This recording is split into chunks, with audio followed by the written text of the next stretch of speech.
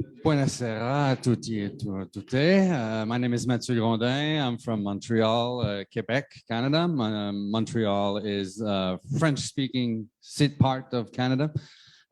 So we have a little bit of Latin roots too, but you'll see it's a very different context than what you've seen before. It's really a North American context that has a different history about nightlife. I took the liberty to try and ask Google Translate to translate my slides in Italian, so there might be some funny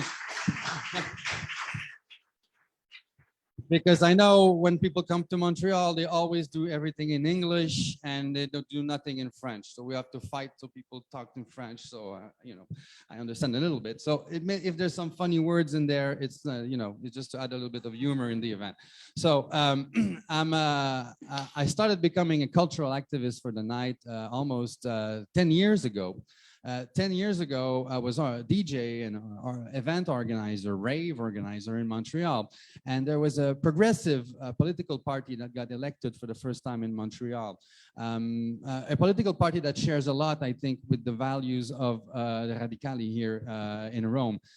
But the first thing they did was start an action to police more the night and say that you could not make noise at night. So, the first thing they did, they took the fines for the venues. It was about $150 for noise complaints for venues. And it went up to $1,500 per complaint. And if you make a complaint, you simply have to call the police comes, give you a fine. You do this for 50 days, and the venue is bankrupt. So this is why I started talking with one of the borough mayors, and I said, you're gonna close down a lot of independent small venues that are very important for the city. And he said, well, you know, Mathieu, I work for the citizens of Montreal, and the citizens of Montreal call me to complain about the noise, so I must listen to them. And I said, but what am I? I'm a citizen too. I like the nightlife. This is why I live in Montreal. So 5 years later, with a bunch of friends, Martin and Alexis, and we got together and we wanted to do something because we were organizing legal events and sometimes also illegal events. You have to understand, in Montreal, everything closed at 3 a.m. The bars are full. You can sell alcohol until 2:59, and then at 3, everyone is kicked out. So everyone is on the street, and there's a lot of noise complaints. People sometimes fight because there's the peak activity, and you close every venues at this time. So, and I come from the electronic music scene, and people want to go much later. So sometimes I would organize illegal events where you could we would DJ and sell a little bit of beer after 3 a.m. And I got fined for this. So it was very complicated. Either we did it legal or illegal. The police was always on us. So maybe you can change slides. I'll show you a little bit. This is Montreal. And then you have different activities. This is a strip club, a very famous strip club that's been in Montreal for 120 years now. It was also the first place where transvestites could do queer burlesque events. You can change slides again. So the first thing we did was this a mission of our organization. We wanted to destigmatize the nighttime activities because it was only seen as a negative thing. And we wanted to produce research to amass data, and you heard a lot about this earlier, so we could convince the city to change. And we also wanted to do monitoring in the different practices of different cities around the world. This is part of why I am here today, is because I have now funding so I can come and see how it's going in Rome and what is going on. And we wanted to organize different activities of education and to implicate, actually, to educate the people who work for the city and the elected officials, because when I often say the elected officials, they get up early and they go to bed early. They don't really know about the night, but they're the ones who decide how to govern the night. So we must explain to them what is going on at night. And we wanted to produce pilot projects so we could validate new public policies and see if it works, if it doesn't work, what we can do about that. So you can change slide again. there's a lot of prejudices against nightlife in general. One of them being that different genres of music in Montreal were treated differently. Of course, if you want to go late and you want to listen to classical music, normally this is okay. But if you want to listen to hip hop, then people, the police thinks sometimes they close down bars, or they would not give alcohol licenses because they said they were going to be hip hop music there. So, oh, this is going to attract street gangs. So we wanted to break that there can be hip hop music, and it's not because it's hip hop that is street gangs. You know, you have to make sure to see what are the different publics that go to these places, and it has nothing to do with the music. You can change slide again. So I started to show up at City Hall at the citizen questions period, and I asked the mayor what we could do to change nightlife in Montreal. And eventually, they created a post, a job of a nightlife commissioner, and we started a dialogue with them. Over 6 months, they proposed to us to establish a strategic partnership for the economical development of nighttime economy in Montreal, because they figured that we were the experts. They were not. And we knew what was going on the streets at night, what was going on at the different venues. So now they allocated us about a budget of $500,000 a year for 3 years, for the next 3 years. So a 3-year plan we have with them. Change slide again. There's 3 axes of action in the strategic plan we propose to the city. The first one is the citizen participation process. So we created a night council. Contrary to what you've seen before, our night council in Montreal is a bit different. It is not a night council made up of one representative of the restaurant association, the club association, the hotel association. Because at the beginning, I was phoning some club owners, and they were like, yeah, but it's COVID. How are you going to help me save my bar? And I was like, I can't really help you for this. There's the government for that. So we decided to, and I remembered what the politician told me about, I listened to the citizens. So I was like, okay, let's make a night council made of citizens that want to develop the night. Usually when you think of citizen association, you think of people who complain about nightlife, but now we're going to have a citizen association that want to develop nightlife to act as a counterweight to these. So this night council organizes an open mic activity once a year where everyone is welcome, even the people who want to complain about the night.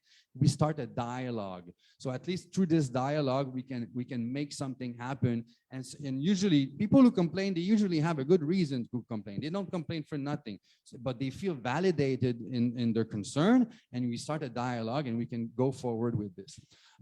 We also, as I said, we organize workshops, we make different research. We did 3 research already. The first one was a diagnostic, just to tell the city this is what the state of nightlife is in Montreal.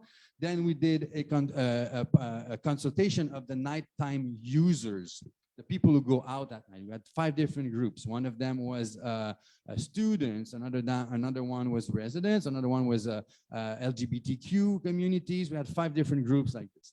And the 4th axis is our event axis. So we organize now something like this, but a little bit much bigger. You'll probably get there in a few years, I'm sure. It's called the Nightlife Summit. We did our second one 2 weeks ago, and it was 2 days of panels, talks, with a lot of the people you already saw, but some of them came in person to Montreal. We discussed about nightlife through the lens of urban planning, security, health, culture, economy. And we also made our first pilot project. You can change slide. So here you have an idea of who are the night council. Their goal, their mission is to take a question and have an opinion and tell it to the city, so the city can be informed through that. Change again. These are our night council. There's 12 members. There are 4 committees, and they come from different backgrounds. Some of them are event organizer, DJs, artists, of course, but some of them also are harm reduction. They work in harm reduction, in health policy. Some of them are academics. They work in urban planning. And so there's a very diverse type of knowledge at the table when we discuss together. Change slide. This is the event we've just done in May. Change slide again. This was last year, took place in a club It's the only after-hour, legal after-hour club in Montreal, because this club opens at 2 a.m. and don't sell alcohol at all. At all. And it closes at 10 a.m. in the morning. So in a harm reduction approach, we wanted this bar to have alcohol in there, because when there's no alcohol, there's usually something else. Change slide again. This is our posters for this year. Change slide again. And this is me. Next to me, there's the mayor. She's the mayor from the same political party that 10 years ago did this big push against nightlife because of the noise. But now they've become our best friends and they've understand. And we are holding our economic impact report we've just made. So now I can tell you that nightlife, all the bars, restaurants, and clubs in Montreal account for $2.1 billion every year, and it's 33,000 jobs. So this is data we didn't have before. Now we can say, when I take the mic, I say, I speak for an industry of $2.1 billion. They listen to me a little bit more. You can change slide again. This is from this year.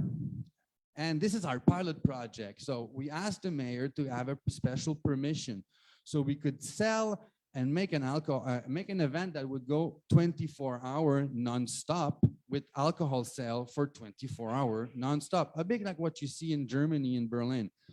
So we put together, change slide, 40 artists. It was more than 24 hours. It was actually 29 hours. We had 2 different venues and two stages. And it was the first time in Canada something like this happened. Change slide again. And to convince the city to give it to us, of course, they were very apprehensive. They were very fearful of having a nonstop 24-hour rave. So they asked us to put together security measures that were, top of the line. So we had free alcohol tests when you were leaving. We had 2 first responders. We had psychological intervention if you were not feeling well in terms of aggression, or you were too high or too drunk, you could go talk to them. And we had also outside the venue, because there was a long lineup at 1:30 a.m. in the morning, which usually does not so happen because people go in a little bit earlier. We had the Piero della Notte. They're from Paris, and they do intervention in the public space, but in a very artistic and creative way to try and tell people to lower their voices. And we also hired a specialist acoustician to go inside the apartments of the residents around the club to make, if they were complaining that there was, maybe some bass in their bar, in their apartment, the acoustician would go there, make some measurement and say, oh, its frequency is 67.3, cut it down. You cut it down in the venue and you don't hear it in the apartment anymore, and you don't even see the difference inside the club. Change slide again. So this is Les Pierrots de la Nuit outside. What they do is they whisper poems about the night to the ear of the people. And it really added a really positive vibe while people were waiting to go in. Can you slide again? So the event went super great. Now the city wants to make more of these pilot project events.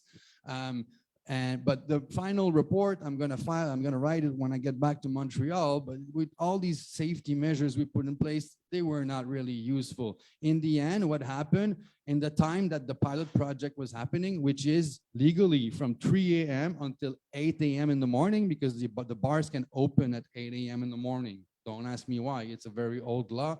I think it dates back to the people to when the people would go to the shop.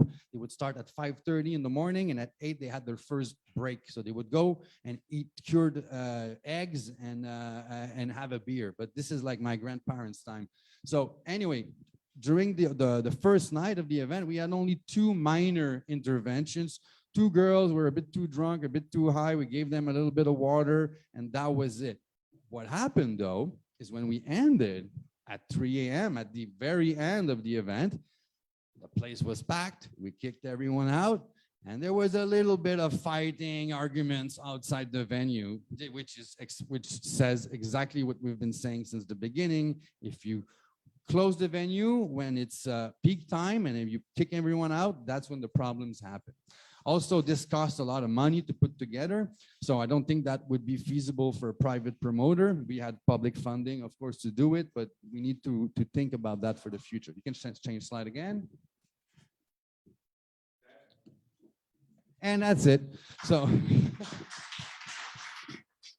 So maybe just to finish from the little I've learned from Rome since I've been there, I think you need to put together an association that could be maybe similar.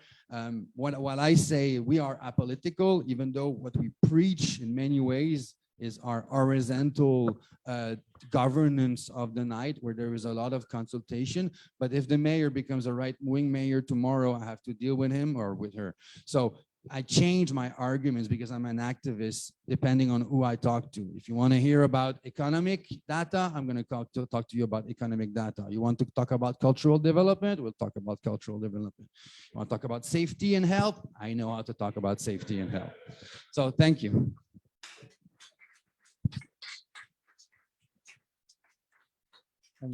Maybe I could add something. I'm director of development for Montreal 2424. One thing in Montreal, like Mathieu says, everything closes at 3. So at 3 o'clock, there's McDonald's, and that's it. There's nothing happening. So I think now they realize in Montreal that nighttime economy is really something where you can get a lot of revenues and tourism and so on. And so now we have the authorities that are listening to us. The city, the province, and also the government of Canada. So I think they realize now that we can put a model in for Montreal that can be replicated everywhere in other cities in Canada. And so I think we're really pioneers in the development of nighttime economy. And it's nice to come here in Rome and meet some of the club owners that we met today, and understand how they're doing it, and understand that alcohol is being sold, and some clubs can open until 5:30 and 6 o'clock in the morning. And for us, it's nice to be here, and that's our main task. Very